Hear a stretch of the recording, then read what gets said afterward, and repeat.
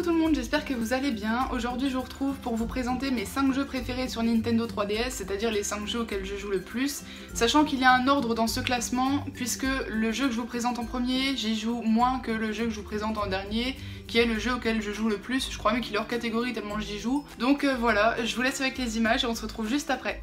Alors le premier jeu que j'aimerais vous présenter c'est New Super Mario Bros 2, puisque comme vous le savez, la série Mario est un monument dans le monde du jeu vidéo Nintendo puisque c'est son égérie et n'a plus rien à prouver à personne. Les niveaux présents dans cet opus 3DS nous donnent toujours autant de plaisir à jouer et restent vraiment fidèles à l'univers coloré du monde de Mario. Le deuxième jeu que j'aimerais vous présenter, c'est Super Mario Maker pour Nintendo 3DS, jeu qui est apparu pour la première fois sur Wii U. Et le principal atout de ce jeu, en fait, c'est qu'on peut créer ses propres niveaux à travers les designs des différentes époques de Mario, donc des vieux designs pixelisés de la NES aux nouvelles versions sur Wii U et 3DS. On peut également jouer à des niveaux qui ont été créés par d'autres joueurs, ce qui nous donne parfois l'occasion de tomber vraiment sur des surprises. Petite anecdote concernant Super Mario Maker, dans la version Wii U, en Amérique, il y a un homme qui a demandé sa femme en mariage avec la version Wii U de Super Mario Maker. En fait, il lui a fait un niveau. Et donc la fille a commencé à jouer au niveau qui ressemblait à n'importe quel autre niveau du monde de Mario. Et il y a un moment où l'homme a écrit le prénom de la fille avec des blocs, tout simplement, suivi de la phrase « Will you marry me ?» qui veut dire « Veux-tu m'épouser ?» Donc moi je trouve ça vraiment mignon comme demande en mariage, j'aurais jamais imaginé qu'on pouvait faire ça avec Mario Maker. Le troisième jeu auquel je joue le plus, c'est Mario Kart 7. Et oui, le mythique jeu de course de l'univers de Mario évolue encore sur Nintendo 3DS en nous offrant ici de tout nouveaux contenus, comme par exemple de nouveaux objets ou encore la possibilité de planer dans les airs grâce à un aileron situé au-dessus du kart.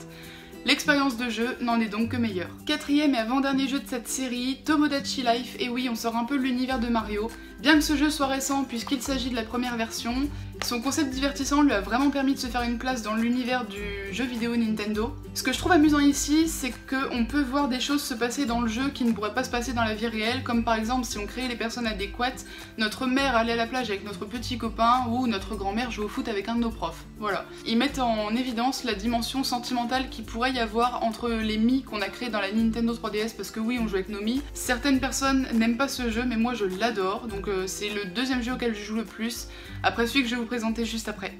Et le dernier jeu de cette série est le jeu hors concours dont je vous parlais tout à l'heure, il s'agit de Animal Crossing New Leaf. Et oui, comment faire un top 5 de mes jeux préférés sans évoquer celui-ci. Ce qui me plaît dans le jeu, c'est l'absence de but du jeu justement, c'est-à-dire qu'on peut faire ce qu'on veut, où on veut, quand on veut. Par exemple, certaines personnes se donnent pour objectif d'avoir la vie parfaite, ils le font. D'autres personnes se donnent pour objectif d'agrandir leur maison un maximum, elles le font. On vit notre petite vie tranquille, on est dans notre petit monde. Et comme d'habitude, quand on change de version, on retrouve des nouveautés, comme par exemple la possibilité ici de planter des buissons ou encore des bambous dans notre ville, ce qui n'était pas possible avant. Ou encore la possibilité de télécharger sur internet des motifs de chemins de ville. Parmi les nouveautés, on retrouve aussi les nouveaux meubles, les nouveaux sols de maison et la mise à jour Amiibo qui a rendu le jeu compatible avec les figurines Amiibo. En résumé, il y a vraiment de quoi s'amuser dans ce jeu-là et créer son petit monde. Et voilà, on arrive déjà à la fin de cette vidéo, j'espère qu'elle vous aura plu. Si c'est le cas, n'hésitez pas à la liker, à la commenter et à vous abonner à la chaîne.